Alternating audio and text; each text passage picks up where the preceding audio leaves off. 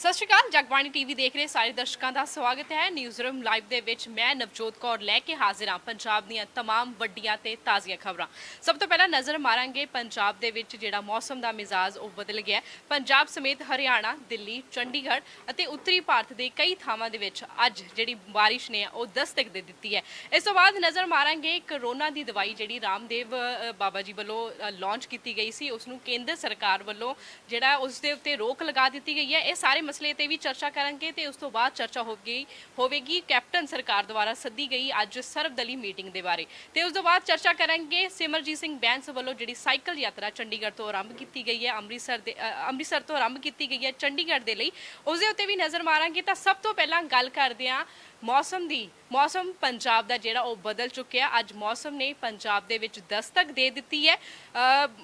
ਚੰਡੀਗੜ੍ਹ, ਦਿੱਲੀ, ਪੰਜਾਬ, ਹਰਿਆਣਾ ਦੇ ਸਮੇਤ ਜਿਹੜੀ ਕਈ ਥਾਈਂ ਪੰਜਾਬ ਦੇ ਵਿੱਚ ਅੱਜ ਬਾਰਿਸ਼ ਹੋਈ। ਮੌਸਮ ਦੇ ਵਿੱਚ ਬਦਲਾਅ ਆਉਣ ਦੇ ਨਾਲ ਕਈ ਥਾਈਂ ਮੁਹੱਲੇਦਾਰ ਜਿਹੜੀ ਆ ਬਾਰਿਸ਼ ਵੀ ਹੋਈ ਹੈ, ਕਈ ਥਾਵਾਂ ਤੇ ਪਾਣੀ ਵੀ ਖੜਾ ਹੋ ਗਿਆ ਹੈ। ਲੋਕਾਂ ਨੂੰ ਫਿਲਹਾਲ ਇਸ ਬਾਰਿਸ਼ ਦੇ ਨਾਲ ਗਰਮੀ ਤੋਂ ਰਾਹਤ ਮਿਲੀ ਹੈ। ਗਰਮੀ ਤੋਂ ਰਾਹਤ ਮਿਲਣ ਤੋਂ ਬਾਅਦ ਮੌਸਮ ਵਿਭਾਗ ਦਾ ਇਹ ਵੀ ਕਹਿਣਾ ਹੈ ਕਿ ਜਿਹੜੀ ਬਾਰਿਸ਼ ਹੈ ਲਗਾਤਾਰ 2-3 ਦਿਨ ਜਿਹੜੀ ਹੈ ਉਹ ਜਾਰੀ ਰਹਿ ਸਕਦੀ ਹੈ। ਇਸ ਤੋਂ ਇਲਾਵਾ ਮੌਸਮ ਵਿਭਾਗ ਦਾ ਕੀ ਕਹਿਣਾ, ਸੁਣੋ ਸਾਡੀ ਇਹ ਰਿਪੋਰਟ। ਜਿਹੜੀ ਸਾਨੂੰ ਫੋਰਕਾਸਟ ਆਈ ਹੈ ਉਹਦੇ ਅਕੋਰਡਿੰਗਲੀ ਕਿਉਂਕਿ ਹਵਾ ਦੀ ਡਾਇਰੈਕਸ਼ਨ ਪਿਛਲਾ ਜਨਰਲੀ ਇੱਕ ਹਫ਼ਤੇ ਤੋਂ ਹੀ ਸਦਰਲੀ ਚੱਲ ਰਹੀ ਸੀ, ਸਾਊਥ ਈਸਟਲੀ ਚੱਲ ਰਹੀ ਸੀ ਤੇ ਇਹਦੇ ਨਾਲ ਮੌਨਸੂਨ ਦੀ ਜਿਹੜੀ ਐਡਵਾਂਸ ਹੋਣੀ ਸੀ ਉਹ ਬੜੀ ਅੱਛੀ ਹੋਈ ਹੈ ਤੇ ਫੋਰਕਾਸਟ ਦੇ ਅਕੋਰਡਿੰਗਲੀ 25 ਜੂਨ ਤੱਕ ਪੰਜਾਬ, ਹਰਿਆਣਾ ਅਤੇ ਦਿੱਲੀ ਦੇ ਵਿੱਚ ਮੌਨਸੂਨ ਦੀ ਔਨਸੈਟ ਹੋ ਜਾਏਗੀ। ਕੰਡੀਸ਼ਨਸ ਕਾਫੀ ਫੇਵਰੇਬਲ ਬਣੀਆਂ ਹੋਈਆਂ ਨੇ। ਇਸ ਦੌਰਾਨ ਜਿਹੜੇ ਆਉਣ ਵਾਲੇ 2 ਤੋਂ 3 ਦਿਨ ਨੇ ਇਹਨਾਂ ਦੇ ਵਿੱਚ ਹਲਕੀ ਤੋਂ ਦਰਮਿਆਨੀ ਵਰਖਾ ਦੀ ਜ਼ਿਆਦਾਤਰ ਥਾਵਾਂ ਤੇ ਫੋਰਕਾਸਟ ਹੈ, ਪਰ ਕੁਝ ਥਾਵਾਂ ਤੇ ਹੈਵੀ ਵਰਖਾ ਦੀ ਵੀ ਫੋਰਕਾਸਟ ਹੈ। ਨਾਲ ਦੇ ਨਾਲ ਕਿਉਂਕਿ ਹਵਾਵਾਂ ਵੀ ਚੱਲਣਗੀਆਂ ਸੋ ਸਾਡੇ ਜਿਹੜੇ ਟੈਂਪਰੇਚਰ ਪਿਛਲੇ ਦਿਨੋਂ ਕਾਫੀ ਹਾਈ ਚੱਲ ਰਹੇ ਸੀ, ਹੀਟ ਵੇਵ ਕੰਡੀਸ਼ਨ ਚੱਲ ਰਹੀਆਂ ਸੀ, ਉਹਦੇ ਤੋਂ ਰਾਹਤ ਮਿਲੇਗੀ। ਫਸਲਾਂ ਨੂੰ ਕੀ ਬੈਨੀਫਿਟ ਹੋਊ?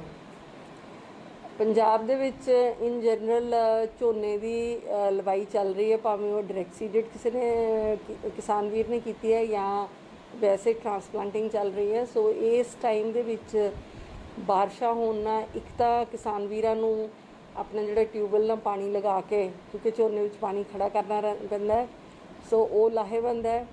ਦੂਸਰਾ ਜਿੱਥੇ ਕਿਤੇ ਹੋਰ ਫਸਲਾਂ ਦੀ ਜਿਵੇਂ ਕਿ ਮੱਕੀ ਦੀ ਫਸਲ ਦੀ ਬਿਜਾਈ ਹੋਈ ਹੈ ਜਾਂ ਹੋ ਰਹੀ ਹੈ, ਉਹਨਾਂ ਸਾਰੀਆਂ ਫਸਲਾਂ ਵਾਸਤੇ ਇਹ ਜਿਹੜੀ ਬਾਰਿਸ਼ ਹੈਗੀ ਹੈ ਮੌਨਸੂਨ ਦੀ ਟਾਈਮ 'ਤੇ ਸੈਟਅਪ ਰਾਦਰ ਇਸ ਵਾਰੀ ਅਸੀਂ ਕਹੀਏ ਤਾਂ ਮੌਨਸੂਨ ਦੀ ਕੇਰਲਾ ਕੋਸਟ 'ਤੇ ਵੀ 1 ਜੂਨ ਨੂੰ ਹੋ ਗਈ ਸੀ ਔਨਸੈਟ, ਜੋ ਕਿ ਬਿਲਕੁਲ ਨਾਰਮਲ ਹੈ ਤੇ ਪੰਜਾਬ ਦੇ ਵਿੱਚ ਵੀ ਅਸੀਂ ਕਹਿੰਦੇ ਹਾਂ ਲਾਸਟ ਵੀਕ ਦੇ ਵਿੱਚ ਹੋਣੀ ਤੇ ਜੂਨ ਦੇ ਅਖੀਰਲੇ ਹਫ਼ਤਾ ਸ਼ੁਰੂ ਹੁੰਦਿਆਂ ਹੀ ਔਨਸੈਟ ਹੋ ਰਹੀ ਹੈ। ਸੋ ਕਾਫੀ ਨਾਰਮਲ ਕੰਡੀਸ਼ਨਸ ਚੱਲ ਰਹੀਆਂ। ਜਿਹੜਾ ਮਾਨਸੂਨ ਪਿਛਲੇ ਸਾਲਾਂ ਦੇ ਮੁਤਾਬਕ ਵਧੀਆ ਰਹੇਗਾ ਹੈ? ਜਿਹੜੀ ਸਾਡੀ ਲੌਂਗ ਟਰਮ ਐਵਰੇਜ ਹੈ IMD ਨੇ ਫੋਰਕਾਸਟ ਕੀਤੀ ਹੈ ਕਿ ਉਹਦੇ ਤੋਂ 102% ਰਹੇਗਾ, ਮੀਨਸ ਕਿ ਨਾਰਮਲ ਤੋਂ 2% ਥੋੜ੍ਹਾ ਜ਼ਿਆਦਾ ਰਹੇਗਾ। ਸੋ ਇਹ ਫਸਲਾਂ ਵਾਸਤੇ, ਫਾਰਮਿੰਗ ਕਮਿਊਨਿਟੀ ਵਾਸਤੇ ਜਿਹੜਾ ਇਹ ਲਾਹੇਵੰਦ ਹੈ। ਸੋ ਪੰਜਾਬ ਦੇ ਵਿੱਚ ਅੱਜ ਦਿਨ ਭਰ ਜਿਹੜੀ ਬਾਰਿਸ਼ ਹੋਈ ਹੈ ਉਸ ਦੇ ਨਾਲ ਕਈ ਥਾਵਾਂ ਦੇ ਉੱਤੇ ਪਾਣੀ ਵੀ ਖੜਾ ਹੋ ਗਿਆ, ਜਿਸ ਦੇ ਨਾਲ ਸੜਕਾਂ ਦੇ ਉੱਤੇ ਜਿਹੜੀ ਆਵਾਜਾਈ ਹੈ ਉਸ ਨੂੰ ਵੀ ਕਾਫੀ ਮੁਸ਼ਕਲਾਂ ਦਾ ਸਾਹਮਣਾ ਕਰਨਾ ਪਿਆ। ਇਸ ਦੇ ਨਾਲ ਹੀ ਸੜਕਾਂ ਦੀਆਂ ਹਾਲਤਾਂ ਨੂੰ ਦੇਖ ਕੇ ਸਰਕਾਰ ਦੀ ਜਿਹੜੀ ਪੋਲ ਹੈ ਉਹ ਵੀ ਖੁੱਲਦੀ ਨਜ਼ਰ ਆ ਸਕਦੀ ਹੈ। ਇਸ ਤੋਂ ਇਲਾਵਾ ਹੁਣ ਗੱਲ ਕਰਦੇ ਹਾਂ ਆਪ ਦੇ ਧਰਨੇ ਦੀ। ਬੀਤੇ ਦਿਨੀ ਪੰਜਾਬ ਸਰਕਾਰ ਵੱਲੋਂ ਫੈਸਲਾ ਲਿਆ ਗਿਆ ਸੀ ਕਿ ਬਠਿੰਡੇ ਦਾ ਗੁਰੂ ਨਾਨਕ ਦੇਵ ਥਰਮਲ ਪਲਾਂਟ ਹੈ, ਜਿਹੜੀ ਉਸ ਦੀ ਜ਼ਮੀਨ ਹੈ ਉਸ ਨੂੰ ਨੀਲਾਮ ਕਰਕੇ ਪੁੱਡਾ ਦੇ ਹੱਥ ਦੇ ਦਿੱਤਾ ਜਾਵੇਗਾ। ਇਸ ਦੇ ਵਿਰੋਧ ਦੇ ਵਿੱਚ ਵਿਰੋਧੀ ਪਾਰਟੀ ਆਪ ਵੱਲੋਂ ਅੱਜ ਧਰਨਾ ਲਗਾਇਆ ਗਿਆ ਬਠਿੰਡੇ ਦੇ ਵਿੱਚ। ਆਮ ਆਦਮੀ ਪਾਰਟੀ ਦੇ ਜਿਹੜੇ ਸਾਰੇ ਮੈਂਬਰ ਨੇ ਉਹ ਅੱਜ ਬਠਿੰਡਾ ਦੇ ਵਿੱਚ ਧਰਨਾ ਦੇ ਰਹੇ ਹਨ ਪੰਜਾਬ ਸਰਕਾਰ ਦੇ ਖਿਲਾਫ। ਇਸ ਦੇ ਬਾਰੇ ਜਿਹੜੀ ਪੂਰੀ ਜਾਣਕਾਰੀ ਹੈ ਉਹ ਵੀ ਤੁਹਾਨੂੰ ਦੇਵਾਂਗੇ। ਫਿਲਹਾਲ ਤੁਸੀਂ ਤਸਵੀਰਾਂ ਦੇਖ ਸਕਦੇ ਹੋ ਜਿਸ ਦੇ ਵਿੱਚ ਧਰਨਾ ਲਗਾਇਆ ਜਾ ਰਿਹਾ ਤੇ ਧਰਨੇ ਦੇ ਵਿੱਚ ਵਿਧਾਇਕਾਂ ਤੇ ਪੁਲਿਸ ਮੁਲਾਜ਼ਮਾਂ ਦੇ ਆਪਸ ਦੇ ਵਿੱਚ ਜਿਹੜੀ ਉਹ ਧੱਕਾ ਮੁੱਕੀ ਵੀ ਹੋਈ ਹੈ।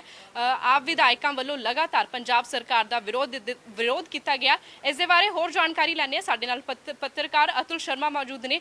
ਜੀ ਅਤੁਲ ਜੀ, ਤੇ ਅੱਜ ਆਪ ਵੱਲੋਂ ਜਿਹੜਾ ਧਰਨਾ ਲਗਾਇਆ ਗਿਆ ਪੰਜਾਬ ਸਰਕਾਰ ਦੇ ਖਿਲਾਫ, ਕੀ ਕਹਿਣਾ ਉਹਨਾਂ ਦਾ? ਦੇਖੋ, ਉਹ ਬਠਿੰਡਾ ਥਰਮਲ ਪਲਾਂਟ ਨੂੰ ਲੈ ਕੇ ਕਾਫੀ ਦੇਰ ਤੋਂ ਵਿਰੋਧ ਕਰ ਰਹੇ ਆ। ਜਿਹੜੀ ਸਰਕਾਰ ਆ ਉਹਦਾ ਨਵਜੋਤ ਆਪਣੇ ਲੈਵਲ ਤੇ ਅਲੱਗ ਹੀ ਤਰਕ ਆ। ਉਹਨਾਂ ਦਾ ਕਹਿਣਾ ਕਿ ਅਸੀਂ ਬੇਸਿਕਲੀ ਬੰਦ ਤੁਹਾਨੂੰ ਪਹਿਲਾਂ ਹੀ ਕਰਤਾ ਸੀਗਾ। ਹੁਣ ਉਹਦੇ ਅਲੱਗ-ਅਲੱਗ ਪਹਿਲੂ ਆ। ਉਹ ਕਹਿ ਰਹੇ ਕਿ ਇਹਦੇ 'ਚ ਝੀਲਾਂ ਸੀਗੀਆਂ, ਤੁਸੀਂ ਉਹ ਬੰਦ ਕਰ ਰਹੇ ਹੋ, ਥਰਮਲ ਪਲਾਂਟ ਦੀ ਜਗ੍ਹਾ ਵਿੱਚ ਹੀ ਜਾ ਰਹੀ ਹੈ। ਫਿਰ ਤੁਸੀਂ 737 ਕਰੋੜ ਲਗਾ ਕੇ ਉੱਤੇ ਰੈਨੋਵੇਸ਼ਨ ਤੇ ਉਹਨੂੰ ਵੇਸਟ ਕੀਤਾ। ਇਹਦੇ 'ਚ ਹੀ ਸਰਕਾਰ ਦੇ ਅਲੱਗ-ਅਲੱਗ ਤਰਕ ਹੈ। ਕੱਲ ਮਨਪ੍ਰੀਤ ਬਾਦਲ ਨੇ ਬੜੀ ਬਰੀਫ 'ਚ ਜਿਹੜੀ ਹੈ ਪ੍ਰੈਸ ਕਾਨਫਰੰਸ ਕੀਤੀ ਸੀ, ਦੱਸਿਆ ਸੀਗਾ ਜਿਹੜੀ ਅੰਦਰ ਕਲੋਨੀ ਸੀ ਉਹਨੂੰ ਉਹ ਸਿਵਲ ਲਾਈਨ ਤੋਂ ਸ਼ਿਫਟ ਕਰ ਰਹੇ ਨੇ ਉੱਥੇ। ਚਲੋ ਖੈਰ ਇਹ ਸਰਕਾਰ ਦੀ ਗੱਲ ਆ। ਵਾਪਸ ਆਉਂਦੇ ਆਮ ਆਦਮੀ ਪਾਰਟੀ ਜੋ ਤੁਸੀਂ ਸਵਾਲ ਪੁੱਛਿਆ, ਇਹ ਕਿਉਂਕਿ ਹੁਣ ਕਰੋਨਾ ਦਾ ਦੌਰ ਥੋੜਾ ਖਤਮ ਹੋਇਆ ਹੈ ਨਾ, ਹੁਣ ਸਿਆਸਤ ਥੋੜੀ ਥੋੜੀ ਜਿੱਦਾਂ ਬਾਜ਼ਾਰ ਖੁੱਲੇ, ਬਿਜ਼ਨਸ ਖੁੱਲਿਆ, ਉਹਦਾ ਸਿਆਸਤਦਾਨਾਂ ਨੇ ਵੀ ਹੁਣ ਆਪਣੀਆਂ ਦੁਕਾਨਾਂ ਖੋਲ ਲਈਆਂ ਵਾ। ਹੁਣ ਬਜਾਏ ਕਿ ਕਿਸੇ ਚੀਜ਼ ਦੇ ਡੈਪਥ ਦੇ ਅੰਦਰ ਜਾਂਦਾ, ਹਰ ਕੋਈ ਪਾਰਟੀ ਇਸ਼ੂ ਲੱਭ ਕੇ ਆਪਣੇ ਆਪ ਦੀ ਪ੍ਰੈਜ਼ੈਂਸ ਸ਼ੋਅ ਕਰ ਰਹੀ ਹੈ। ਇਹ ਵੀ ਇੱਕ ਕਰੋਨਾ ਨੂੰ ਵੀ ਭੁੱਲਿਆ ਜਾ ਰਿਹਾ ਹੈ। ਬਿਲਕੁਲ ਕਰੋਨਾ ਨੂੰ ਵੀ ਭੁੱਲਿਆ ਜਾ ਰਿਹਾ ਵਾ। ਇਹ ਆਪਣੀ ਇੱਕ ਪ੍ਰੈਜ਼ੈਂਸ ਸ਼ੋਅ ਕਰ ਰਹੀ ਹੈ। ਮੁੱਦੇ ਉਠਾਣੇ ਅੱਛੀ ਗੱਲ ਹੈ। ਆਮ ਆਦਮੀ ਜੋ ਪਾਰਟੀ ਜੋ ਕਰ ਰਹੀ, ਮੈਂ ਇਹ ਨਹੀਂ ਕਹਿ ਰਿਹਾ ਕਿ ਉਹ ਗਲਤ ਹੈ, ਪਰ ਕਿਉਂਕਿ ਇੱਕ ਸਿਆਸਤ ਹੈ, ਹਰ ਇੱਕ ਪਾਰਟੀ ਨੇ ਅੱਗੇ ਲਿਆ ਕਰਨਾ। ਪਰ ਜਿਹੜੀ ਇੱਕ ਮਜ਼ੇਦਾਰ ਗੱਲ ਇਹ ਹੈ ਕਿ ਜੇ ਥਰਮਲ ਪਲਾਂਟ ਦਾ ਬਾਕੀ ਇੰਨਾ ਗੰਭੀਰ ਇਸ਼ੂ ਤੇ ਬਾਕੀ ਸਿਆਸੀ ਪਾਰਟੀਆਂ ਕਿੱਥੇ ਹੈ? ਅਕਾਲੀ ਦਲ ਹੈ, ਉਹ ਇਸ ਮਾਮਲੇ 'ਚ ਸਿਰਫ ਬਿਆਨਬਾਜ਼ੀ ਕਰ ਰਿਹਾ, ਸਟੇਟਮੈਂਟ ਆ ਰਹੀ ਹੈ, ਉਸ ਤੋਂ ਬਾਅਦ ਉਹ ਬੰਦ ਬੈਠੇ ਆ, ਕਿਉਂ ਨਹੀਂ ਬੋਲਦੇ ਪਏ? ਕਿਉਂਕਿ ਇਹ ਵੀ ਸੁਣਨ ਨੂੰ ਮਿਲ ਰਿਹਾ ਸੀ ਕਿਉਂਕਿ ਜੋ ਡਿਸੀਜਨ ਇਹਨਾਂ ਨੇ ਲਿੱਤਾ ਵਾ ਉਹ ਪਹਿਲੇ ਜਿਹੜੀ ਅਕਾਲੀ ਸਰਕਾਰ ਸੀ ਉਹ ਕਰਨ ਜਾ ਰਹੀ ਸੀ ਉੱਤੇ ਲੈ ਕੇ। ਪਰ ਹੁਣ ਆਮ ਆਦਮੀ ਪਾਰਟੀ ਦਾ ਇਸ਼ੂ ਚੱਕ ਰਹੀ ਹੈ। ਪਰ ਸਰਕਾਰ ਇਹ ਕਹਿ ਰਹੀ ਹੈ ਕਿ ਅਸੀਂ ਜੋ ਫੈਸਲਾ ਕੀਤਾ ਉਹ ਬਠਿੰਡਾ ਵਾਸੀਆਂ ਦੇ ਹੱਕ 'ਚ ਕੀਤਾ ਵਾ। ਨਾ ਤੇ ਇੱਕ ਤੇ ਕਹਿੰਦੇ ਲੋਕਾਂ ਦੇ ਬਠਿੰਡਾ ਵਾਲਿਆਂ ਨੂੰ ਪੋਲਿਊਸ਼ਨ ਸੀ ਉੱਥੇ, ਇੱਕ ਤੇ ਉਹ ਖਤਮ ਹੋ ਰਿਹਾ, ਦੂਸਰਾ ਉਹ ਕਹਿੰਦੇ ਕੋਈ ਵੀ ਬੰਦਾ ਜੌਬਲੈਸ ਨਹੀਂ ਹੋ ਰਿਹਾ, ਜੀ ਜੀ ਜੀ ਤੀਜਾ ਉਹ ਤੋਂ ਪੈਸੇ ਕਮਾਏ ਜਾ ਰਹੇ, ਇੰਡਸਟਰੀ ਆਏਗੀ, ਫਿਰ ਜਿਹੜੀ ਉੱਥੇ ਦੀ ਲੋਕਲ ਯੂਥ ਹੈ ਉਹਨੂੰ ਘੱਟੋ ਘੱਟ ਉੱਥੇ 50,000 ਦੇ ਕਰੀਬ ਜੌਬਸ ਹੋਰ ਡਿਵੈਲਪ ਹੋਣਗੀਆਂ। ਉਹ ਇਹ ਕਹਿ ਰਹੇ। ਆਮ ਆਦਮੀ ਪਾਰਟੀ ਦੇ ਆਪਣੇ ਤਰਕ ਹੈ, ਪਰ ਹੁਣ ਜਿੱਦਾਂ ਵਿਰੋਧ ਹੋ ਰਿਹਾ ਨਵਜੋਤ, ਉਹ 'ਚ ਇੱਦਾਂ ਦੱਸਿਆ ਜਾ ਰਿਹਾ ਵਾ ਕਿ ਜਿੱਦਾਂ ਉਹ ਕੱਲ ਹੀ ਬੰਦ ਹੋਇਆ, ਜਦਕਿ ਇਹਨੂੰ ਬੰਦ ਹੋਏ ਨੂੰ 3 ਸਾਲ ਹੋ ਗਏ। ਉਹ ਇਹ ਪ੍ਰੋਟੈਸਟ ਵੀ ਕਿਉਂ ਹੋ ਰਹੇ ਵੀ ਥੋੜਾ ਸਮਝ ਤੋਂ ਬਾਹਰ ਆ।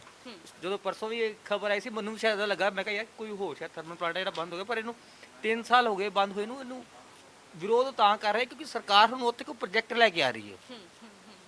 ਹਾਲਾਂਕਿ ਜੇ ਮੈਂ ਜ਼ਿਆਦਾ ਗੱਲ ਕਰੂੰਗਾ ਉਹ ਸ਼ਾਇਦ ਇੱਦਾਂ ਲੱਗੇਗਾ ਜਿੱਦਾਂ ਮੈਂ ਗਵਰਨਮੈਂਟ ਦਾ ਕੋਈ ਸਪੋਕਸਪਰਸਨ ਆ, ਪਰ ਮੈਂ ਜਿਸ ਹਿਸਾਬ ਨਾਲ ਕੱਲ ਉਹ ਸਾਰੀ ਗੱਲਾਂ ਸੁਣੀਆਂ ਵਾ ਉਹਦੇ 'ਚ ਲੈ ਕੇ ਉਹ ਮੇਨ ਵੱਡੀ ਗੱਲ ਹੁੰਦੀ ਕਿ ਜੇ ਤੁਸੀਂ ਐਸਾ ਕੋਈ ਪ੍ਰੋਜੈਕਟ ਕਰਦੇ ਪਏ, ਬੰਦ ਕਰਦੇ ਪਏ ਹੋ, ਤੇ ਉਹਦੇ ਨਾਲ ਬੰਦੇ ਜੌਬਲੈਸ ਨਾ ਹੋਣ।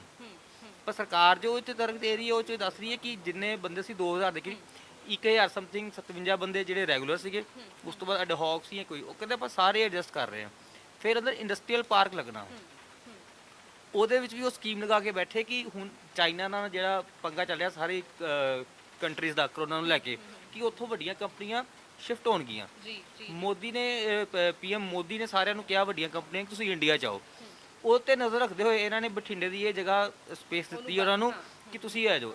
ਇਹ ਤੋਂ ਉਲਟ ਇੰਡੀਅਨ ਗਵਰਨਮੈਂਟ ਇੰਡੀਆ ਦੇ ਵਿੱਚ 3 ਫਾਰਮਾਸਿਊਟੀਕਲ ਪਾਰਕ ਲਗਾ ਰਹੀ ਹੈ, ਇੱਕ ਗੁਜਰਾਤ 'ਚ ਫਾਈਨਲ ਹੋ ਗਿਆ।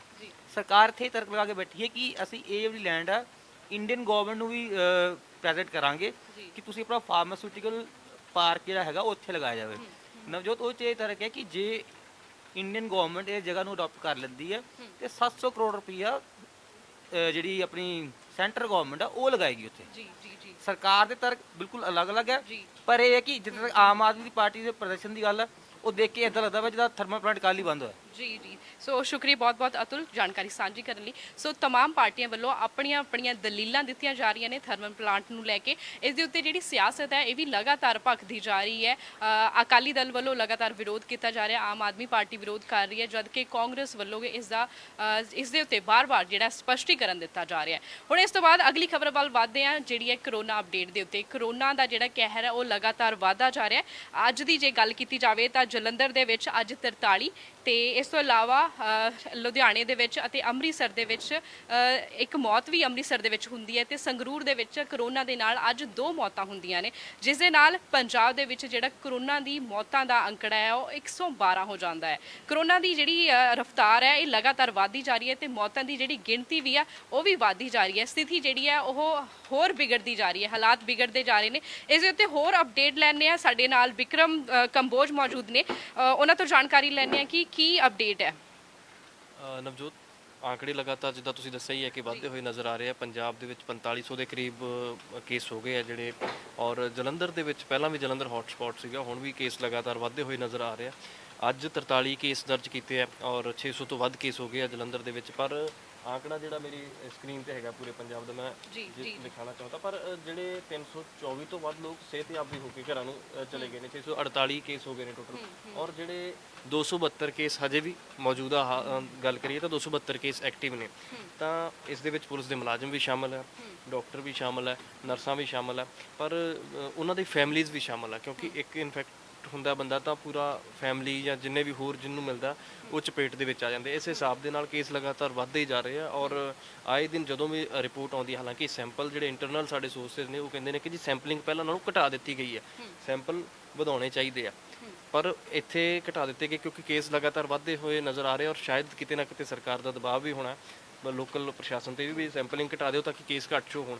ਪਰ ਜੇ ਇਹ ਗੱਲ ਵਾਕਈ ਸਹੀ ਹੈ, ਪੁਖਤਾ ਹੈਗੀ ਆ, ਤਾਂ ਫਿਰ ਸਿਚੁਏਸ਼ਨ ਜਿਹੜੀ ਆ ਉਹ ਡੇਂਜਰ ਹੋ ਜਾਣੀ ਵਾਲੀ। ਕੱਲ ਪੰਜਾਬ ਸਰਕਾਰ ਵੱਲੋਂ ਹਦਾਇਤਾਂ ਨਵੀਆਂ ਜਾਰੀ ਕੀਤੀ ਗਈਆਂ, ਜਿਹੜੇ ਰੈਸਟੋਰੈਂਟ ਨੇ ਉਹਨਾਂ ਨੂੰ 8 ਵਜੇ ਤੱਕ ਖੋਲ੍ਹ ਦਿੱਤਾ ਗਿਆ। ਸਾਡੇ ਤੋਂ ਤਾਂ ਜਿਹੜੀ ਸਥਿਤੀ ਉਹ ਪਹਿਲਾਂ ਹੀ ਨਹੀਂ ਸੰਭਲ ਰਹੀ, ਇਹ ਹਦਾਇਤਾਂ ਜਾਰੀ ਹੋਣਗੀਆਂ, 8 ਵਜੇ ਤੱਕ ਲੋਕ ਫੇਰ ਬਾਹਰ ਆਉਣਗੇ, ਰੈਸਟੋਰੈਂਟਸ ਦੇ ਵਿੱਚ ਜਾਣਗੇ, ਉਦੋਂ ਸਥਿਤੀ ਵਿਗੜਨ ਦੇ ਹੋਰ ਹਾਲਾਤ ਜਿਹੜੇ ਉਹ ਵੱਧ ਜਾਂਦੇ ਨੇ। ਦੇਖੋ, ਜਦੋਂ ਸ਼ੁਰੂਆਤ ਹੋਈ ਸੀ, ਕਰੋਨਾ ਨੇ ਦਸਤਕ ਦਿੱਤੀ ਜਦੋਂ ਸਾਡੇ ਦੇਸ਼ ਦੇ ਵਿੱਚ, ਪਹਿਲਾਂ ਜਨਤਾ ਕਰਫਿਊ ਲਾਇਆ ਗਿਆ, ਉਸ ਤੋਂ ਬਾਅਦ ਇੱਕ ਦਿਨ ਉਹਨਾਂ ਨੇ ਪ੍ਰੈਕਟੀਕਲ ਕਰਕੇ ਦੇਖਿਆ ਕਿ ਕਾਮਯਾਬ ਹੋ ਸਕਦਾ ਕਿ ਨਹੀਂ, ਫਿਰ ਲੋਕਡਾਊਨ, ਫਿਰ ਕਰਫਿਊ ਲਗਾ ਦਿੱਤਾ ਗਿਆ। ਉਸ ਤੋਂ ਬਾਅਦ ਥੋੜਾ ਜਿਹਾ ਲੱਗ ਰਿਹਾ ਸੀ ਕਿ ਹਾਲਾਤਾਂ ਤੇ ਕਾਬੂ ਹੋ ਜਾਊਗਾ, ਪਰ ਜਦੋਂ ਹੁਣ ਕੇਸ ਵੱਧਦੇ ਜਾ ਰਹੇ ਆ, ਉਸ ਸਮੇਂ ਤੇ ਸਭ ਕੁਝ ਸਾਰੇ ਸਿਸਟਮ ਨੂੰ ਛੂਟ ਦੇ ਦਿੱਤੀ ਗਈ, ਤਾਂ ਇਸ ਦੇ ਨਾਲ ਕੇਸ ਲਗਾਤਾਰ ਵੱਧਦੇ ਹੋਏ ਨਜ਼ਰ ਆਉਣੇ, ਕਿਉਂਕਿ ਰੈਸਟੋਰੈਂਟ ਨੂੰ ਛੂਟ ਦੇ ਦਿੱਤੀ ਗਈ ਹੈ ਕਿ ਲੋਕ ਬੈਠ ਕੇ ਉੱਥੇ ਖਾਣਾ ਖਾ ਸਕਦੇ ਆ, ਵਿਆਹ ਸ਼ਾਦੀਆਂ ਦੇ ਵਿੱਚ ਛੂਟ ਦੇ ਦਿੱਤੀ ਗਈ, ਬਹੁਤ ਸਾਰੀਆਂ ਛੂਟ ਦਿੱਤੀ ਹੈ, ਪਰ ਇਹ ਸਮਝ ਨਹੀਂ ਆ ਰਿਹਾ ਕਿ ਆਖਿਰ ਸਰਕਾਰ ਚਾਹੁੰਦੀ ਕੀ ਆ, ਕਿਉਂਕਿ ਵੈਸੇ ਤਾਂ ਕਾਰੋਬਾਰ ਤਾਂ ਦੇਖੋ ਠੱਪ ਪਿਛਲੇ 3-4 ਮਹੀਨਿਆਂ ਤੋਂ, ਪਰ ਇਸ ਹਿਸਾਬ ਦੇ ਨਾਲ ਕੇਸ ਲਗਾਤਾਰ ਹੋਰ ਵੱਧਦੇ ਹੋਏ ਨਜ਼ਰ ਆਉਣੇ ਆ, ਕਿਉਂਕਿ ਜਿਸ ਤਰ੍ਹਾਂ ਢਿੱਲ ਦਿੱਤੀ ਜਾ ਰਹੀ ਹੈ ਉਸ ਹਿਸਾਬ ਦੇ ਨਾਲ ਆਉਣ ਵਾਲੇ ਸਮੇਂ ਦੇ ਵਿੱਚ ਕੇਸਾਂ ਦਾ ਜਿਹੜਾ ਆંકੜਾ ਡਬਲ ਤੋਂ ਟ੍ਰਿਪਲ ਹੁੰਦਾ ਹੋਇਆ ਨਜ਼ਰ ਆਊਗਾ, ਇਹ ਗੱਲ ਸ਼ੋਰ ਹੈ। ਜੀ ਵਿਕਰਮ, ਸ਼ੁਕਰੀਆ ਜਾਣਕਾਰੀ ਦੇਣ ਦੇ ਲਈ। ਇਸ ਤੋਂ ਬਾਅਦ ਅਸੀਂ ਤੁਹਾਨੂੰ ਰਿਪੋਰਟ ਦਿਖਾ ਰਹੇ ਹਾਂ ਅੰਮ੍ਰਿਤਸਰ ਤੋਂ, ਜਿੱਥੇ ਕਰੋਨਾ ਮਹਾਮਾਰੀ ਦੇ ਚੱਲਦਿਆਂ ਜਿਹੜੇ NRIs ਨੇ ਉਹਨਾਂ ਨੂੰ ਖੱਜਲ ਖੁਆਰੀ ਦਾ ਸਾਹਮਣਾ ਕਰਨਾ ਪਿਆ। ਕੀ ਹੈ ਪੂਰੀ ਰਿਪੋਰਟ, ਦੇਖੋ ਸਾਡੀ ਇਹ ਖਾਸ ਪੇਸ਼ਕਸ਼। ਇੱਥੇ ਰਹਿ ਰਹੇ ਹੋ, ਕੀ ਹੋਇਆ ਤੁਹਾਨੂੰ, ਕਦੋਂ ਆਏ ਸੀ? ਸਰ, ਮੇਰਾ ਨਾਮ ਮਨੀਸ਼ ਕੁਮਾਰ ਹੈ ਜੀ। ਮੈਂ UK ਤੋਂ ਰਿਟਰਨ ਹੋਇਆ ਸੀ 17 ਤਰੀਕ ਨੂੰ, ਉੱਥੋਂ ਮੇਰੀ ਫਲਾਈਟ ਸੀ, ਔਰ 18 ਤਰੀਕ ਨੂੰ ਮਾਰਨਿੰਗ ਮੈਂ ਦਿੱਲੀ ਪਹੁੰਚਿਆ ਸੀ। ਤੇ ਜਦੋਂ ਮੈਂ ਉੱਥੋਂ ਚੱਲਣ ਤੋਂ ਪਹਿਲਾਂ ਫੋਨ ਕੀਤੇ ਸੀਗੇ ਕਾਫੀ ਜਗ੍ਹਾ ਤੇ ਮੈਨੂੰ ਜਾਣਕਾਰੀ ਦਿੱਤੀ ਗਈ ਤੁਸੀਂ ਦਿੱਲੀ ਪਹੁੰਚੋਗੇ, ਦਿੱਲੀ ਤੁਹਾਡੇ ਅੱਗੋਂ ਜਾਣ ਦਾ ਸਾਰਾ ਇੰਤਜ਼ਾਮ ਉੱਥੋਂ ਦੀ ਪੰਜਾਬ ਸਰਕਾਰ ਵੱਲੋਂ ਉਹਨਾਂ ਦੇ ਅਫਸਰ ਕਰਨਗੇ। ਜਦੋਂ ਦਿੱਲੀ ਉੱਥੇ ਪਹੁੰਚੇ ਜੀ, ਉਹਨਾਂ ਨੇ 에ਅਰਪੋਰਟ ਵਾਲਿਆਂ ਨੇ ਪੰਜਾਬ ਸਰਕਾਰ ਦੇ ਮੁਲਾਜ਼ਮਾਂ ਨੂੰ ਹੈਂਡਓਵਰ ਕਰ ਦਿੱਤਾ, ਜਿਹੜੇ ਸਟੇਟ ਦੇ ਸੀਗੇ। ਆਪੋ ਆਪਣੀ ਸਟੇਟਾਂ ਦੇ ਵਿੱਚ ਜਿਹੜੇ ਜਾ ਰਹੇ ਸੀਗੇ ਉਹਨਾਂ ਦੀਆਂ ਲਾਈਨਾਂ ਵੱਖਰੀਆਂ ਸੀ। ਉਹਨਾਂ ਨੇ ਕਿਹਾ ਜੀ ਤੁਹਾਡੀ ਟੈਕਸੀ ਕਰਾ ਦਿੰਦੇ ਆ, ਸਾਡੇ ਕੋਲ ਤਾਂ ਕੋਈ ਕਨਵੀਨਸ ਨਹੀਂ ਹੈ, ਤੁਹਾਨੂੰ ਬਾਹਰ ਤਾਂ ਜਾਣ ਨਹੀਂ ਦਿੱਤਾ ਜਾਏਗਾ, ਜੇ ਤੁਸੀਂ ਕਹੋ ਆਪਾਂ ਤੁਹਾਡਾ ਅਰੇਂਜਮੈਂਟ ਕਰਾ ਦਿੰਦੇ ਟੈਕਸੀ। ਤੇ ਉਹਨਾਂ ਨੇ ਪਾਸਪੋਰਟ ਉੱਤੇ ਸਬਮਿਟ ਕਰ ਲਿੱਤੇ। ਮੈਂ ਬਾਏ ਫਲਾਈਟ ਉੱਥੋਂ ਲੈ ਕੇ ਅੰਮ੍ਰਿਤਸਰ ਆ ਗਿਆ।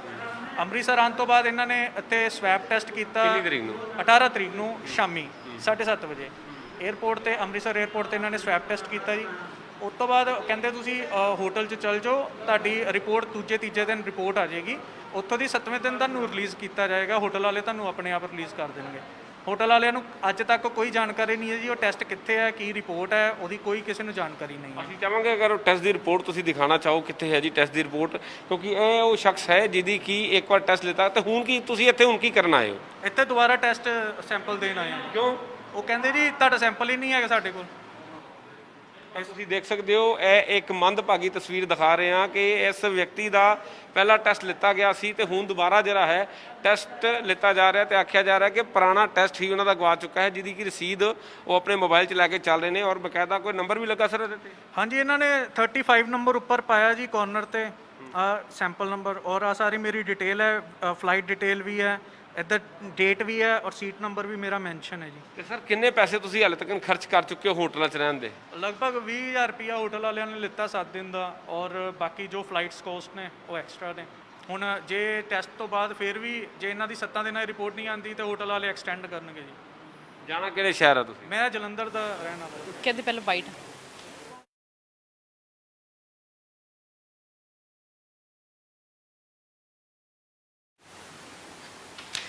ਸੋ ਇਸ ਤਰ੍ਹਾਂ ਬੇਸ਼ੱਕ ਸਰਕਾਰ ਵੱਲੋਂ ਜਿਹੜੀਆਂ ਨਵੀਆਂ ਹਦਾਇਤਾਂ ਜਾਰੀ ਕਰ ਦਿੱਤੀਆਂ ਗਈਆਂ ਨੇ ਕਰੋਨਾ ਨੂੰ ਲੈ ਕੇ, ਸਰਕਾਰ ਵੱਲੋਂ ਨੀਤੀਆਂ ਵੀ ਬਣਾਈਆਂ ਜਾ ਰਹੀਆਂ ਨੇ, ਪਰ ਇਸ ਸਭ ਦੇ ਵਿੱਚ ਜਿਹੜਾ ਆਮ ਆਦਮੀ ਹੈ ਉਸ ਨੂੰ ਲਗਾਤਾਰ ਖੱਜਲ ਖੁਆਰੀਆਂ ਦਾ ਸਾਹਮਣਾ ਕਰਨਾ ਪੈ ਰਿਹਾ। ਇੱਕ ਪਾਸੋਂ ਆਰਥਿਕ ਮਾਰ ਹੈ ਜਿਹੜੀ, ਉਹ ਆਰਥਿਕ ਮੰਦੀ ਦੀ ਮਾਰ ਹੈ ਜਿਹੜੀ ਉਹ ਲੋਕਾਂ ਦੇ ਉੱਤੇ ਟੁੱਟ ਕੇ ਪੈ ਰਹੀ ਹੈ, ਤੇ ਦੂਜੇ ਪਾਸੇ ਕਰੋਨਾ ਟੈਸਟਿੰਗ ਨੂੰ ਲੈ ਕੇ ਲੋਕ ਖੱਜਲ ਖੁਆਰ ਹੋ ਰਹੇ ਨੇ, ਤੇ ਤੀਜੇ ਪਾਸੇ ਜਿਹੜਾ ਅੰਕੜਾ ਵੱਧ ਰਿਹਾ ਇਸ ਦੇ ਨਾਲ ਲੋਕਾਂ ਦੇ ਅੰਦਰ ਜਿਹੜਾ ਇੱਕ ਸਹਿਮ ਹੈ ਉਹ ਵੀ ਬਣਦਾ ਜਾ ਰਿਹਾ ਹੈ। ਇਸ ਤੋਂ ਬਾਅਦ ਅਗਲੀ ਖਬਰ ਵੱਲ ਵਧਦੇ ਹਾਂ, ਉਹ ਹੈ ਐਂਟਰਟੇਨਮੈਂਟ ਜਗਤ ਦੇ ਨਾਲ ਜੁੜੀ ਹੋਈ, ਜਿੱਥੇ ਪਿਛਲੇ ਦਿਨੀ ਕਾਂਗਰਸ ਦੇ ਐਮਪੀ ਰਵਨੀਤ ਬਿੱਟੂ ਵੱਲੋਂ ਦਿਲਜੀਤ ਦੋਸਾਂਝ ਅਤੇ ਉਹਨਾਂ ਦੇ ਨਾਲ ਹੀ ਜੈਜੀ ਬੀ ਉਤੇ ਇਲਜ਼ਾਮ ਲਗਾਏ ਗਏ ਸਨ ਕਿ ਉਹ ਪੰਜਾਬ ਦੇ ਵਿੱਚ ਖਾਲਿਸਤਾਨ ਨੂੰ ਜਿਹੜੀ ਆ ਉਕਸਾਉਣ ਦੀ ਜਿਹੜਾ ਇੱਕ ਮੰਗ ਕਰ ਰਹੇ ਨੇ, ਤੇ ਉਸ ਦੇ ਨਾਲ ਹੀ ਨੌਜਵਾਨਾਂ ਨੂੰ ਵੀ ਉਹਨਾਂ ਨਾਲ ਭੜਕਾ ਰਹੇ ਹਨ। ਇਸ ਸਭ ਦੇ ਬਾਬਤ ਜਿਹੜੇ ਅਦਾਕਾਰ ਨੇ ਦੀਪ ਸਿੱਧੂ, ਉਹਨਾਂ ਨੇ ਵੀ ਆਪਣਾ ਇੱਕ ਬਿਆਨ ਦਿੱਤਾ ਹੈ। ਉਹਨਾਂ ਦਾ ਬਿਆਨ ਕੀ ਹੈ, ਸਭ ਤੋਂ ਪਹਿਲਾਂ ਉਹ ਤੁਹਾਨੂੰ ਸੁਣਾਉਂਦੇ ਹਾਂ। ਜਾਂ ਇਸੇ ਨਜ਼ਰੀਏ ਤੋਂ, ਇਸੇ ਸੋਚ ਤੋਂ, ਇਸੇ ਵਿਚਾਰਧਾਰਾ ਤੋਂ ਦੇਖਿਆ ਜਾਂਦਾ, ਤੇ ਇਸ ਕਰਕੇ ਅਸੀਂ ਇਸ ਗੱਲ ਦੀ ਤਹਿ ਤੱਕ ਨਹੀਂ ਪਹੁੰਚ ਪਾਉਂਦੇ। ਇਸ ਗੱਲ ਦੀ ਪੜਚੋਲ ਹੋਣੀ, ਇਹਨੂੰ ਐਨਾਲਾਈਜ਼ ਕਰਨਾ ਬਹੁਤ ਜ਼ਿਆਦਾ ਜ਼ਰੂਰੀ ਆ। ਦੇਖੋ, ਤੁਸੀਂ ਦੇਸ਼ ਦੇ ਹਿੱਤ 'ਚ ਜਾਂ ਦੇਸ਼ ਨੂੰ ਅੱਗੇ ਰੱਖ ਕੇ ਮਾਈਨੋਰਿਟੀਜ਼ ਆ ਨਾ, ਜਿਹੜੀਆਂ ਇਸ ਦੇਸ਼ 'ਚ ਮਾਈਨੋਰਿਟੀਜ਼ ਆ, ਉਹਨਾਂ ਨੂੰ ਇਨਸਿਕਿਉਰ ਨਹੀਂ ਫੀਲ ਕਰਾ ਸਕਦੇ। ਉਹ ਚਾਹੇ ਮਾਇਓਜ਼ ਹੋਣ, ਮਾਇਓਵਾਦ, ਉੱਥੇ ਵਾਇਲੈਂਸ ਹੋਈ ਜਾਂਦੀ ਆ। ਇੱਕ ਪਾਸੇ ਝਾਰਖੰਡ ਬਿਹਾਰ ਵਾਲੇ ਪਾਸੇ ਨੈਕਸਲਾਈਟ ਮੂਵਮੈਂਟ ਚੱਲੀ ਜਾਂਦੀ ਆ, ਉੱਥੇ ਵਾਇਲੈਂਸ ਹੋਈ ਜਾਂਦੀ ਆ। ਇੱਕ ਪਾਸੇ ਪੰਜਾਬ 'ਚ ਇੱਕ ਬਹੁਤ ਵੱਡੀ ਜਨਸੰਖਿਆ ਜਾਂ ਇੱਕ ਬਹੁਤ ਵੱਡਾ ਵਰਗ ਆ ਜਿਨ੍ਹਾਂ ਨੂੰ ਇਹ ਲੱਗਦਾ ਵੀ ਸਾਡੇ ਨਾਲ ਧੱਕਾ ਕੀਤਾ ਜਾਂਦਾ ਜਾਂ ਸਾਡੇ ਨਾਲ ਬੇਇਨਸਾਫੀ ਹੁੰਦੀ ਆ। ਹੁਣ ਜਿਹੜੇ ਹਾਲਾਤ ਜਾਂ ਕੋਈ ਸਮੱਸਿਆ ਪੈਦਾ ਹੁੰਦੀ ਆ ਨਾ, ਉਹ ਕਿਸੇ ਹਾਲਾਤ ਦੇ ਚੱਲਦੇ ਕੋਈ ਸਮੱਸਿਆ ਪੈਦਾ ਹੁੰਦੀ ਆ, ਤੇ ਉਹ ਹਾਲਾਤ ਜਦੋਂ ਬਣਦੇ ਆ ਉਹਦੇ 'ਚ ਮੇਨਲੀ ਕਿਸੇ ਨਾ ਕਿਸੇ ਢੰਗ 'ਚ ਬੇਇਨਸਾਫੀ ਕੀਤੀ ਜਾਂਦੀ ਆ ਉਸ ਮਾਈਨੋਰਿਟੀ ਨਾਲ, ਉਸ ਵਰਗ ਨਾਲ, ਤੇ ਉਸ ਬੇਇਨਸਾਫੀ ਨੂੰ ਡੈਫੀਨੇਟਲੀ ਜੇ ਬੇਇਨਸਾਫੀ ਹੋਊਗੀ ਤਾਂ ਉੱਥੇ ਤਣਾਅ ਵੀ ਪੈਦਾ ਹੋਊਗਾ ਤੇ ਸੋ ਦੀਪ ਸਿੱਧੂ ਨੇ ਸਾਫ਼-ਸਾਫ਼ ਕਿਹਾ ਕਿ ਪੰਜਾਬ ਦੇ ਵਿੱਚ ਜਾਂ ਦੇਸ਼ ਦੇ ਵਿੱਚ ਜਿਹੜੀਆਂ ਮਾਈਨੋਰਿਟੀਜ਼ ਨੇ ਉਹਨਾਂ ਦਾ ਹੱਕ ਬਣਦਾ ਹੈ ਕਿ ਉਹ ਆਪਣੀ ਗੱਲ ਹੈ ਜਿਹੜੀ ਲੋਕਾਂ ਦੇ ਸਾਹਮਣੇ ਰੱਖ ਸਕਣ। ਕਿਸੇ ਵੀ ਹੋਰ ਪਰਸਨ ਨੂੰ ਇਹ ਅਧਿਕਾਰ ਨਹੀਂ ਦਿੱਤਾ ਜਾ ਸਕਦਾ ਕਿ ਉਹ ਉਹਨਾਂ ਦੇ ਅਗੇਂਸਟ ਜਾਂ ਉਹਨਾਂ ਤੇ ਪਰਚਾ ਦਰਜ ਕਰਨ ਦੀ ਗੱਲ ਕਰਨ। ਇਸ ਦੇ ਨਾਲ ਹੀ ਇਸ ਪੂਰੀ ਖਬਰ ਦੇ ਉੱਤੇ ਸਾਡੇ ਨਾਲ ਗੱਲਬਾਤ ਕਰਨ ਲਈ ਪੱਤਰਕਾਰ ਨੇਹਾ ਮਨਹਾਸ ਸਾਡੇ ਨਾਲ ਨੇ। ਉਹ ਦੱਸਣਗੇ ਕਿ ਇਹ ਬਾਰ-ਬਾਰ ਜਿਹੜਾ ਸਿੰਗਰਾਂ ਨੂੰ ਉਹ ਟਾਰਗੇਟ ਕਿਉਂ ਕੀਤਾ ਜਾਂਦਾ ਹੈ। ਜੀ ਨੇਹਾ। ਨਵਜੋਤ, ਜਿਵੇਂ ਦੇਖ ਰਹੇ ਹਾਂ ਆਪਾਂ ਨਾ, ਬਹੁਤ ਸਾਰੇ ਮੁੱਦੇ ਚੱਲ ਰਹੇ ਆ ਦੁਨੀਆ ਭਰ ਦੇ ਵਿੱਚ, ਦੇਸ਼ ਭਰ ਦੇ ਵਿੱਚ, ਸੂਬੇ ਦੇ ਵਿੱਚ ਇੰਨੇ ਸਾਰੇ ਮੁੱਦੇ ਆ, ਬਟ ਫਿਰ ਵੀ ਕਿਤੇ ਨਾ ਕਿਤੇ ਜਿਹੜਾ ਹੈ ਮੁੱਦਾ ਸਿੰਗਰਸ ਨੂੰ ਲੈ ਕੇ ਬਹੁਤ ਜ਼ਿਆਦਾ ਉਠਾਇਆ ਜਾਂਦਾ ਔਰ ਪੱਖਦਾ ਵੀ ਬਹੁਤ ਜ਼ਿਆਦਾ ਹੈ। ਉਹ ਹੁਣ ਪਹਿਲੇ ਹੁੰਦਾ ਸੀ ਕਿ ਹਥਿਆਰਾਂ ਤੇ ਕਿਉਂ ਗਾਣੇ ਗਾਏ ਜਾ ਰਹੇ ਆ, ਹੁਣ ਇਹ ਆਇਆ ਕਿ 2020 ਰੈਫਰੈਂਡਮ ਦੇ ਕਰਕੇ ਵੀ ਕਿਤੇ ਨਾ ਕਿਤੇ ਪੋਲੀਟੀਕਲ ਲੀਡਰਸ ਜੋ ਹੈ ਉਸ ਚੀਜ਼ ਤੇ ਵੀ ਖੇਡ ਜਾਂਦੇ ਨੇ, ਜਾਂ ਫਿਰ ਕਹਿ ਦੋ ਕਿ ਆਪਣੀ ਜਿਹੜੀ ਇੱਕ ਚਿੰਤਾ ਜਿਹੜੀ ਹੈ ਉਹ ਵਿਅਕਤ ਕਰਦੇ ਨੇ। ਸੋ ਬੀਤੇ ਦਿਨ ਸਾਨੂੰ ਸਭ ਨੂੰ ਪਤਾ ਹੈ ਕਿ ਐਮਪੀ ਰਵਨੀਤ ਸਿੰਘ ਬਿੱਟੂ ਨੇ ਇੱਕ ਵੀਡੀਓ ਜਾਰੀ ਕਰਕੇ ਜੋ ਅਦਾਕਾਰ ਔਰ ਗਾਇਕ ਨੇ ਦਿਲਜੀਤ ਦੋਸਾਂਝ ਔਰ ਜੈਜ਼ੀ ਬੀ, ਉਹਨਾਂ ਤੇ ਇਹ ਇਲਜ਼ਾਮ ਲਗਾਏ ਸਨ ਕਿ ਉਹ ਪੰਜਾਬ ਦੇ ਵਿੱਚ ਮਾਹੌਲ ਖਰਾਬ ਕਰਨ ਦੀ ਪੂਰੀ ਕੋਸ਼ਿਸ਼ ਕਰ ਰਹੇ ਨੇ ਔਰ ਜਿਹੜਾ ਖਾਲਿਸਤਾਨ ਦੀ ਮੰਗ ਕਰ ਰਹੇ ਨੇ। ਉਸ ਤੇ ਦਿਲਜੀਤ ਦੋਸਾਂਝ ਦਾ ਰਿਪਲਾਈ ਵੀ ਸਾਨੂੰ ਸਭ ਨੂੰ ਪਤਾ ਹੈ ਕਿ ਉਹਨਾਂ ਦਾ ਗਾਣਾ ਜਿਹੜਾ ਉਹਨਾਂ ਨੇ ਗਾਣਾ ਗਾਇਆ ਸੀ 6 ਜੂਨ ਨੂੰ, ਉਹ ਉਹਨਾਂ ਦੀ ਫਿਲਮ 1984 ਦਾ ਹੈ, ਪੰਜਾਬ 1984 ਦਾ, ਜਿਸ ਨੂੰ ਨੈਸ਼ਨਲ ਅਵਾਰਡ ਮਿਲ ਚੁੱਕਿਆ ਹੈ। ਤੇ ਦਿਲਜੀਤ ਦੋਸਾਂਝ ਦਾ ਉਸ ਦੇ ਵਿੱਚ ਕਹਿਣਾ ਸੀਗਾ ਕਿ ਜਿਹੜੀ ਫਿਲਮ ਨੂੰ ਸਰਕਾਰ ਵੱਲੋਂ ਨੈਸ਼ਨਲ ਅਵਾਰਡ ਦਿੱਤਾ ਗਿਆ ਹੈ ਔਰ ਜਿਸ ਨੂੰ ਸੈਂਸਰ ਬੋਰਡ ਵੱਲੋਂ ਇੱਕ ਯੂਵੀ ਸਰਟੀਫਿਕੇਟ ਦੇ ਨਾਲ ਹੈ ਨਾ, ਉਸ ਨੂੰ ਪੂਰਾ ਸਰਟੀਫਾਈਡ ਕਰਕੇ ਉਹਨੂੰ ਚਲਾਇਆ ਗਿਆ, ਤੇ ਫਿਰ ਅਜਿਹੀ ਚੀਜ਼ ਕਿਉਂ ਕਹੀ ਜਾ ਰਹੀ ਹੈ। ਔਰ ਉੱਥੇ ਇਹ ਦੀਪ ਸਿੱਧੂ ਦਾ ਜਿਹੜਾ ਅੱਜ ਬਿਆਨ ਆਇਆ ਹੈ ਕਿ ਮਾਈਨੋਰਿਟੀਜ਼ ਜਿਹੜੀਆਂ ਹੈਗੀਆਂ ਉਹ ਬਹੁਤ ਜ਼ਿਆਦਾ ਇਨਸਿਕਿਉਰ ਹੋ ਰਹੀਆਂ। ਕਿੰਨੇ ਕੁ ਪਰਚੇ ਜਿਹੜੇ ਪੋਲੀਟੀਕਲ ਲੀਡਰਸ ਕਰਵਾਉਣਗੇ ਔਰ ਕਿਸ ਕੇਸ ਤੇ ਕਰਵਾਉਣਗੇ। ਬਿਲਕੁਲ ਜਿਹੜਾ ਅਸੀਂ ਕਹਿ ਸਕਦੇ ਪੋਲੀਟੀਕਲ ਲੀਡਰਸ ਦਾ ਵੀ ਹੈ ਨਾ, ਸਰਕਾਰ ਦਾ ਵੀ ਹੈ, ਪ੍ਰਸ਼ਾਸਨ ਦੇ ਕੁਝ ਜਿਹੜੇ ਲੋਕ ਹੈ ਉਹਨਾਂ ਦਾ ਵੀ ਚਿੰਤਾ ਕਰਨਾ ਇੱਥੇ ਬਿਲਕੁਲ ਬਣਦਾ, ਕਿਉਂਕਿ 2020 ਰੈਫਰੈਂਡਮ ਬਹੁਤ ਕੁਝ ਪਿਛਲੇ 2 ਸਾਲਾਂ ਤੋਂ ਜ਼ਿਆਦਾ ਹੀ ਇਹਦਾ ਚੱਲ ਰਿਹਾ ਕਿ ਪਰ ਬੇਲੋੜੇ ਮੁੱਦੇ ਨੇ ਇਹ, ਬੇਲੋੜੇ ਮੁੱਦੇ ਨੇ। ਉਸ ਤੋਂ ਇਲਾਵਾ ਬਹੁਤ ਸਾਰੀ ਚੀਜ਼ਾਂ ਨੇ। ਜੇਕਰ ਤੁਹਾਨੂੰ ਵਾਕਈ ਲੱਗਦਾ ਹੈ ਕਿ ਕਿਤੇ ਅਜਿਹੀ ਮੂਵਮੈਂਟ ਹੋ ਰਹੀ ਹੈ ਜਾਂ ਇਸ ਚੀਜ਼ ਨੂੰ ਹਵਾ ਦਿੱਤੀ ਜਾ ਰਹੀ ਹੈ, ਤੁਸੀਂ ਉੱਥੇ ਬਿਲਕੁਲ ਜਾਂਚ ਪੜਤਾਲ ਕਰਾ ਕੇ ਫਿਰ ਤੁਸੀਂ ਉੱਥੇ ਇਹ ਗੱਲਾਂ ਕਹੋ ਕਿ ਇਹਨਾਂ ਤੇ ਐਕਸ਼ਨ ਲਿੱਤਾ ਜਾਵੇ ਜਾਂ ਕੇਸ ਦਰਜ ਜਿਹੜੇ ਹੈ ਕੇਸ ਦਰਜ ਕਰਾਉਣ ਦੀ ਮੰਗ ਕੀਤੀ ਜਾਵੇ। ਤੇ ਪਬਲਿਸਿਟੀ ਲਈ ਵੀ ਕੀਤਾ ਜਾਂਦਾ, ਕਿਉਂਕਿ ਵੱਡੇ ਸਿੰਗਰਸ ਨੂੰ ਤੁਸੀਂ ਵਿੱਚ ਲੈ ਆਉਂਦੇ ਤੇ ਪਬਲਿਸਿਟੀ ਦੇ ਨਾਲ ਅਸੀਂ ਇਹ ਵੀ ਕਹਿ ਸਕਦੇ ਕਿ ਹੋਰ ਚੀਜ਼ਾਂ ਦੇ ਹੋਰ ਮੁੱਦਿਆਂ ਤੋਂ ਭਟਕਾਉਣ ਦੇ ਲਈ ਯੂਥ ਨੂੰ ਭਟਕਾਉਣ ਦੇ ਲਈ ਵੀ ਅਜਿਹੀਆਂ ਚੀਜ਼ਾਂ ਹੋ ਸਕਦੀਆਂ। ਬਾਕੀ ਜੇਕਰ ਕੋਈ ਖੁੱਲੇ ਤੌਰ ਤੇ ਅਗਰ ਕਹਿ ਰਿਹਾ ਹੈ ਕਿ ਤੁਸੀਂ ਖਾਲਿਸਤਾਨ ਦੀ ਮੰਗ ਕਰੋ ਜਾਂ ਫਿਰ ਅਜਿਹੀ ਚੀਜ਼ਾਂ ਨੂੰ ਭਟਕਾਉਣ ਦੀ ਕੋਸ਼ਿਸ਼ ਕਰ ਰਹੇ ਤਾਂ ਤੁਸੀਂ ਸਾਡੇ ਗਾਇਕਾਂ ਨੂੰ ਵੀ ਥੋੜਾ ਜਿਹਾ ਸੰਭਲ ਕੇ ਬੈਲੈਂਸ ਹੋ ਕੇ ਚੱਲਣਾ ਪਏਗਾ, ਕਿਉਂਕਿ ਉਹਨਾਂ ਨੂੰ ਪੂਰਾ ਯੂਥ ਜੋ ਹੈ ਉਹ ਫੋਲੋ ਕਰਦਾ ਹੈ ਔਰ ਬਹੁਤ ਸਾਰੇ ਲੋਕਾਂ ਦੇ ਬਹੁਤ ਸਾਰੇ ਯੂਥ ਦੇ ਜੋ ਆਈਡਲ ਹੁੰਦੇ ਆ। ਸੋ ਜੋ ਵੀ ਕਹਿਣਾ ਚਾਹੀਦਾ ਬਿਲਕੁਲ ਬੈਲੈਂਸ ਹੋ ਕੇ ਕਹਿਣਾ ਚਾਹੀਦਾ। ਸੋ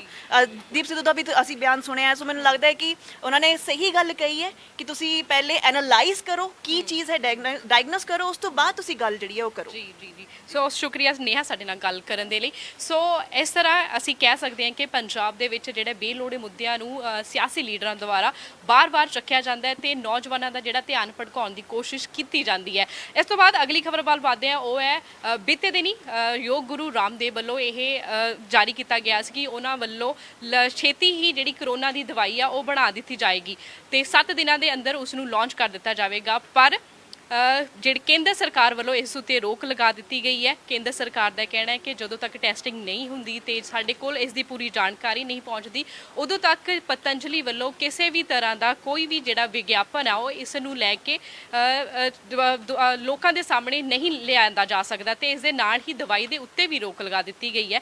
ਇਸ ਪੂਰੀ ਖਬਰ ਦੇ ਉੱਤੇ ਸਾਡੇ ਨਾਲ ਜਾਣਕਾਰੀ ਸਾਂਝੀ ਕਰਨਗੇ ਕੁਲਵਿੰਦਰ ਮਾਹੀ ਨਾਲ ਗੱਲ ਕਰ ਲੈਂਦੇ ਆ ਤੇ ਉਹ ਸਾਨੂੰ ਦੱਸਣਗੇ ਕਿ ਜੋ ਗੁਰੂ ਰਾਮਦੇਵ ਵੱਲੋਂ ਇਹ ਬੀਤੇ ਦਿਨ ਐਲਾਨ ਕੀਤਾ ਗਿਆ ਸੀ ਕਿ ਅਸੀਂ ਜਿਹੜੀ ਪਤੰਜਲੀ ਵੱਲੋਂ ਕਰੋਨਾ ਦੀ ਜਿਹੜੀ ਮੈਡੀਸਿਨ ਉਹ ਲਾਂਚ ਕਰ ਦਿੱਤੀ ਜਾਵੇਗੀ, ਪਰ ਸਰਕਾਰ ਨੇ ਉਸ ਉੱਤੇ ਰੋਕ ਲਗਾ ਦਿੱਤੀ ਗਈ। ਤਾਂ ਸਰਕਾਰ ਨੇ ਰੋਕ ਕਿਉਂ ਲਗਾਈ, ਕੀ ਹੈ ਪੂਰਾ ਮਾਮਲਾ? ਕਰੋਨਾ ਵਾਇਰਸ ਨੂੰ ਲੈ ਕੇ ਜਿਸ ਤਰ੍ਹਾਂ ਕਿ ਸਾਨੂੰ ਪਤਾ ਹੈ ਕਿ ਅਜੇ ਤੱਕ ਕਿਸੇ ਵੀ ਦੇਸ਼ ਵੱਲੋਂ ਵਿਗਿਆਨੀਆਂ ਵੱਲੋਂ ਕੋਈ ਦਵਾਈ ਨਹੀਂ ਬਣਾਈ ਜਾ ਸਕੀ।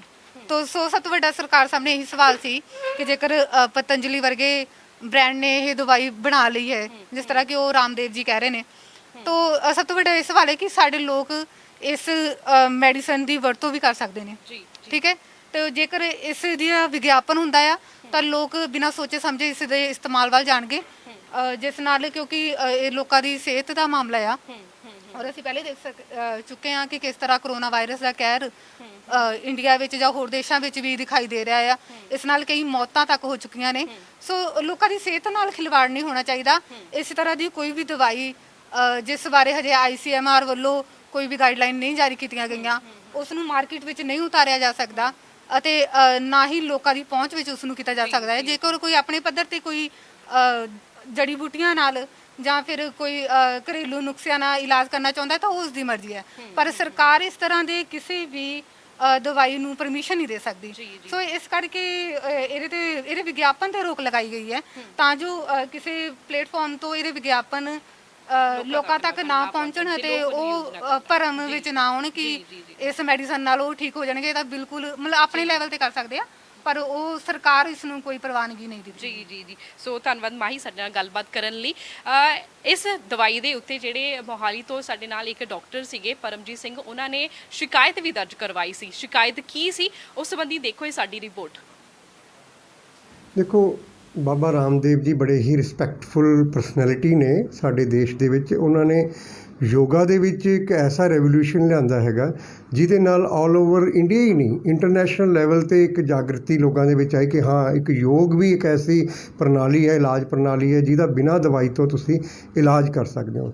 ਪਰ ਅਫਸੋਸ ਇਸ ਗੱਲ ਦਾ ਕਿ ਉਹਨਾਂ ਦਾ ਇੱਕ ਜਿਹੜਾ ਨਾਲ ਬਿਜ਼ਨਸ ਚੱਲ ਰਿਹਾ ਪਤੰਜਲੀ ਦਾ, ਜਿਹਦੇ 'ਚ ਉਹ ਫਾਰਮਾਸਿਊਟੀਕਲ ਕੰਪਨੀ ਬਣਾਈ ਹੋਈ ਹੈ ਉਹਨਾਂ ਦੀ, ਉਹਦੇ ਤਹਿਤ ਇੱਕ ਜਿਹੜਾ ਉਹਨਾਂ ਨੇ ਦਾਅਵਾ ਕੀਤਾ ਕਿ ਅਸੀਂ ਕੋਵਿਡ ਦੀ ਦਵਾਈ ਬਣਾ ਲਈ ਹੈ, ਇਲਾਜ ਕਰਨਾ ਸ਼ੁਰੂ ਕਰ ਦਿੱਤਾ, ਮਰੀਜ਼ਾਂ ਨੂੰ ਫਾਇਦਾ ਹੋ ਰਿਹਾ ਹੈਗਾ।